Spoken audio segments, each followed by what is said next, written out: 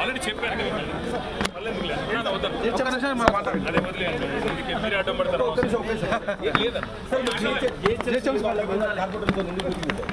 ఎందుకు పెట్టకూడదు మా కార్పొరేటర్తో పెట్టుకుంటే బయట ఏం నడుస్తుందంటే కాంగ్రెస్ వెళ్తారు కాబట్టి అడ్డుకట్ట వేయడానికి 13 తారీఖు నాడు కేఆర్ఎంబి 13 తారీఖు నాడు కేఆర్ఎంబి కృష్ణా రివర్ బోర్డు ఏదైతే ఉందో కృష్ణా రివర్ మీద మేనేజ్మెంట్ బోర్డు ఏదైతే కేంద్ర ప్రభుత్వం వేసిందో దేనికైతే రేవంత్ రెడ్డి గారు తెలంగాణ ప్రభుత్వం ఇవాళ దారుణంగా సాగిలపడి తెలంగాణ ప్రయోజనాలను తాకట్టు పెడుతూ మరి ఇవాళ సంతకాలు పెట్టారు.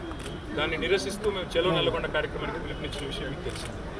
ఆ కార్యక్రమంలో కృష్ణానది బేసిన్లో ఉండే 5 జిల్లాలు రంగారెడ్డి నేను చెప్పేది పూర్వ జిల్లా రంగారెడ్డి, హైదరాబాదు, మహబూబ్ నగర్, పార్ట్ ఆఫ్ ఖమ్మం అంతటి నుంచి కూడా గౌరవ ప్రజాప్రతినిధులందరితో కూడా మేము ఆల్రెడీ మీటింగ్ పెట్టాం.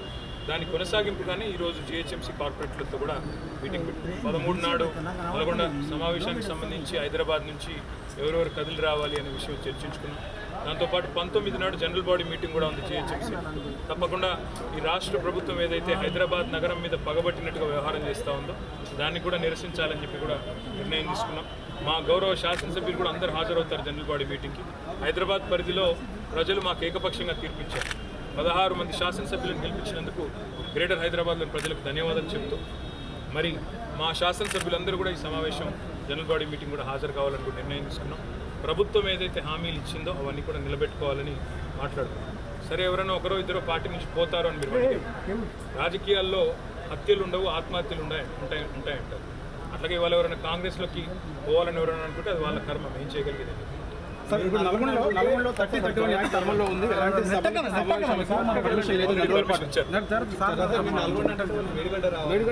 అదే చెప్తున్నాను, వాళ్ళు ఎంత మూర్ఖులంటే మేడిగడ్డ కట్టిందే కేసీఆర్ గారు, కాళేశ్వరం కట్టిందే కేసీఆర్ గారు.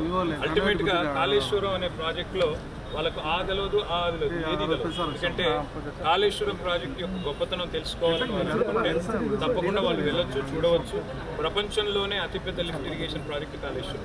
దానిలో ఒక మేడిగడ్డ బరాజ్లో ఏదో చిన్న సమస్య వస్తే దాన్ని భూతత్వంలో పెట్టి కాళేశ్వరం ఫెయిల్ అయిందని ఎవరైనా చెప్పాలనుకుంటే అది వాళ్ళ మూర్ఖత్వం అవుతుంది. ఎందుకంటే సూర్యుడి మీద ఉమ్మేస్తే వచ్చి మనం ఉమ్మేది పడుతుంది. కాళేశ్వరం ప్రాజెక్ట్ యొక్క ఒక్కసారి మొత్తం డెప్త్ ఏంటనేది వాళ్ళు అర్థం చేసుకుంటే ఎన్ని బరాజులు ఉన్నాయి, ఎన్ని పంప్ హౌజెస్ ఉన్నాయి, ఎన్ని గ్రావిటీ కెనాల్స్ ఉన్నాయి, ఎన్ని టన్నల్స్ ఉన్నాయి, ఇది వాళ్ళు ఒకసారి చూసి తెలుసుకొని కొంత ఇంగిత జ్ఞానం కూడా తెచ్చుకుంటే కాంగ్రెస్ వాళ్ళు కూడా మంచిది. మీరు వెళ్తారా సార్? మేము కట్టిందే మేము స్వామి, వాళ్ళు చూడాలి, మేంగా చూడాల్సింది.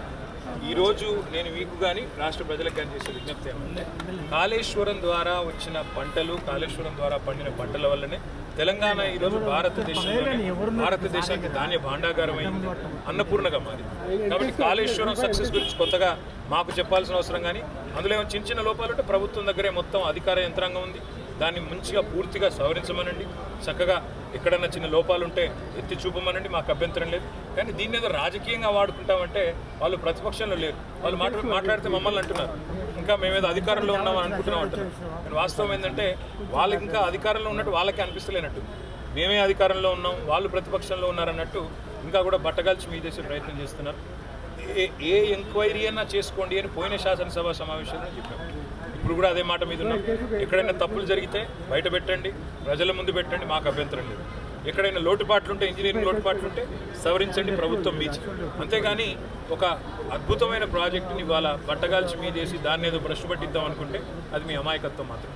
చాలా మంది ఐఏఎస్ల మీద ఆరోపణలు వస్తున్నాయి. దీన్ని ఏముంది స్పందన? ఐఏఎస్ల మీద ఆరోపణలు వస్తే చర్యలు తీసుకోండి, తప్పేం. ఐఏఎస్ల మీద వచ్చిన ఇప్పుడు సింపుల్ బ్రదర్, ఈ రాష్ట్రాన్ని నడుపుతున్న వ్యక్తే ఓటుకు నోటు కేసులో దొరికిపోయిన వ్యక్తి, ఒక క్రిమినల్. ఇక ఆయనకు క్రిమినల్ ఆలోచనలు తప్ప వేరే ఉండవు. ఆయన ఒకవేళ ఎవరి మీద అయినా ఏదైనా చర్యలు తీసుకోదలుచుకున్నా, ఎవరినైనా ఏదైనా చేయదలుచుకున్నా నిరభ్యంతరంగా చేసుకోవచ్చు. అధికారం వారి చేతిలో ఏమైనా చేసుకోవచ్చు. అంటే నేషనల్ ఛానల్స్ సర్వేలో మళ్ళీ ఏ నేషనల్ ఛానల్ చాలా ఏదో మీకు తెలియదు, నాకు తెలియదు.